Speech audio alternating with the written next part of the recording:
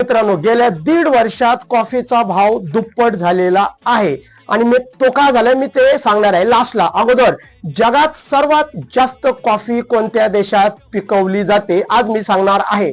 Number 1 Brazil 38% number 2 Vietnam 17%, number 3 Colombia 7%, number 4 Indonesia 6%, number 5 Ethiopia 5%, number 6 India 4%, number 7 Uganda 4%, number 8 Honduras 3%, number 9 Peru 2%, number 10 Mexico 2% आणि लास्टला उर्वरित जे पूर्ण जग आहे ते 11% कॉफीचं उत्पादन करते. आणि कॉफीचे भाव दुप्पट का झाले? कारण गेल्या वर्षी ब्राझील मध्ये 2024 ला दुष्काळ पडला होता, त्यामुळे 2025 ला कॉफीचे भाव झाले दुप्पट.